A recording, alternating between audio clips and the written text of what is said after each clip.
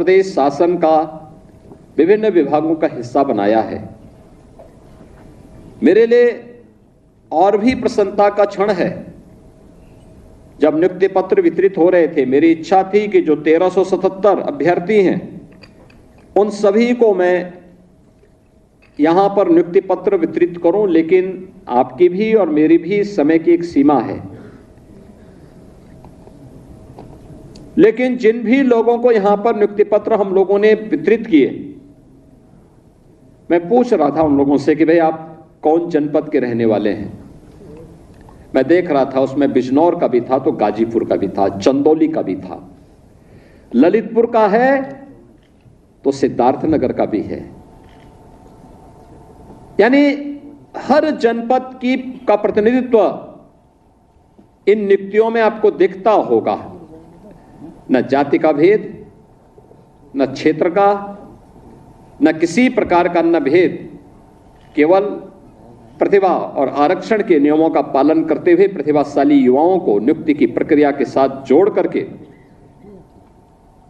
प्रदेश की इस नियुक्ति की प्रक्रिया के माध्यम से आदरणीय प्रधानमंत्री जी के मिशन रोजगार के अभियान को आगे बढ़ाते हुए इन प्रतिभाशाली युवाओं की ऊर्जा और प्रतिभा का लाभ लेते हुए उत्तर प्रदेश को $1 ट्रिलियन की इकोनॉमी के लक्ष्य को प्राप्त करने की ओर तेजी के साथ आगे बढ़ाना।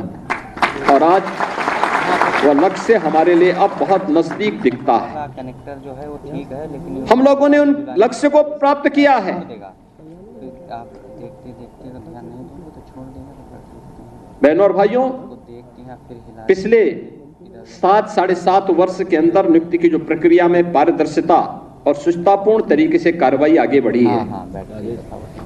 क्या आज से 7-7.5 वर्ष पहले क्या यह संभव था क्या?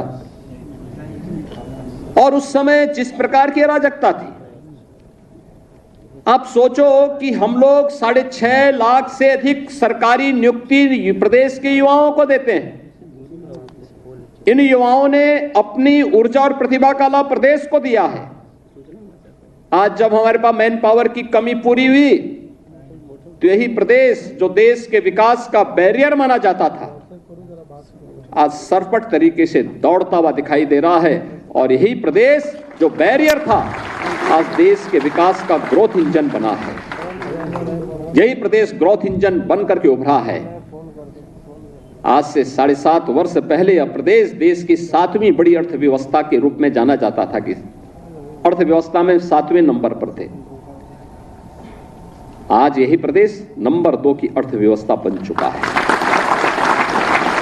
और मेरा यह मानना है कि नियुक्ति की प्रक्रिया जितनी पारदर्शी होगी और जितनी निष्ठा और ईमानदारी के साथ नियुक्ति हो रही है, उसी निष्ठा और ईमानदारी के साथ अगर हर कार्मिक कार्य करने लग जाएगा तो अगले 3 से 4 वर्ष में उत्तर प्रदेश देश की नंबर 1 की अर्थव्यवस्था होगा। नंबर 1 की अर्थव्यवस्था का मतलब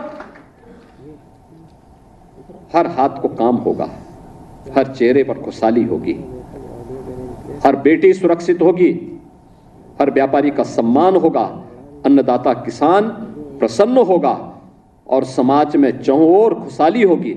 और उस खुशहाली को लेकर के ही डबल इंजन की सरकार कार्य कर रही है, बिना भेदभाव के कार्य कर रही है।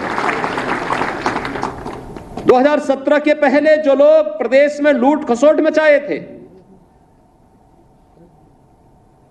आज जब उनके सपनों पर पानी फिर चुका है, तो अब टीपू भी चले सुल्तान बनने।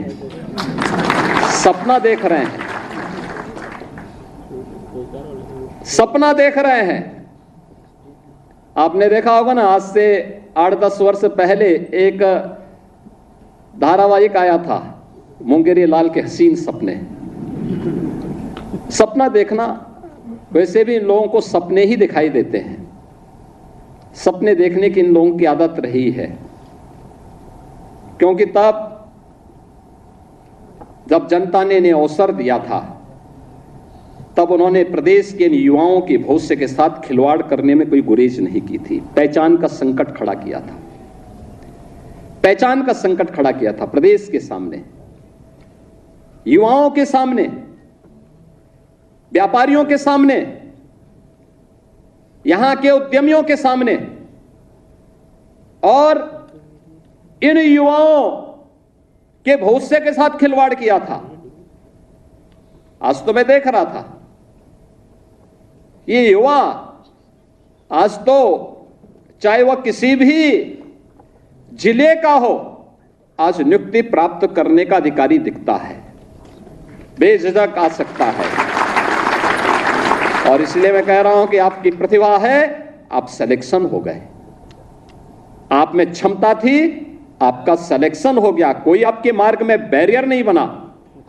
और आपकी योग्यता और क्षमता के बाद भी अगर कोई बैरियर बनता तो उसी बैरियर को हटाने के लिए तो हम लोग हैं, ये मंच है, उसी बैरियर को हटाने के लिए हम लोग यहां पर आए हैं। और आगे भी हम इस बात के लिए आश्वस्त करते हैं प्रदेश के युवाओं को कि उनकी योग्यता और क्षमता के सामने अगर कोई बैरियर बनेगा, उस बैरियर को हटाएंगे, उस बैरियर को तोड़ेंगे। और जो लोग फिर भी बेईमानी और भ्रष्टाचार फैलाएंगे तो उनकी संपत्ति को कुड़क करके गरीबों में वितरित करने का काम भी करेंगे, कोई गुरेज नहीं करेंगे।